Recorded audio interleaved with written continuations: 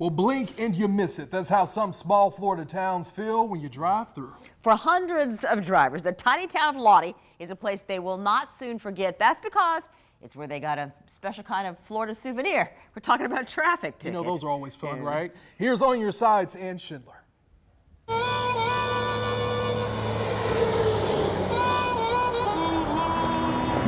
The town of Lawtey has one stoplight.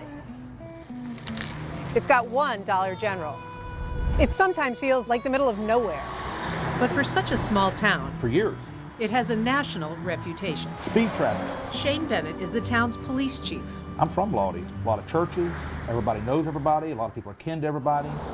It's also the last remaining designated speed trap in the country. They designated a speed trap, put signs, billboards up on both ends of town as motorists coming into towns, and the communication stopped for all practical purposes.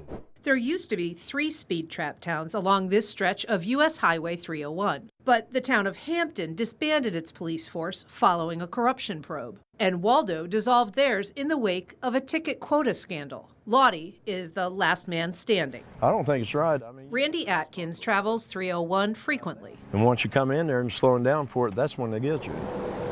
That's the trap.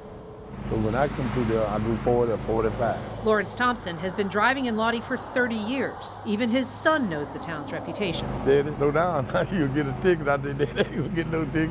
Driving into town, the speed quickly drops from 55 miles an hour to 45. But that's not the reason it's a trap. It seemed to be an issue over the amount of revenue that was generated from traffic citations. At one time, more than 70% of Lawtey's budget came from ticket revenue. That's down to about 49%. Chief Bennett says that's not because of the amount of tickets they write, about 15 a day, but the town's tiny tax base. There's not a lot of other revenue. There's also a lot of traffic. This is US 301. Yep, as it cuts right through the center of Lawtey. Lots of traffic, 17,000 cars a day more or less. Lots of commercial traffic also.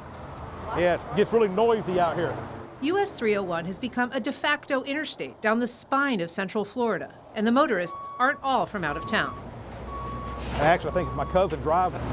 Everybody's kin around here. It is a small town. It's a small town, yeah. It's that small town rep that Bennett wants to restore.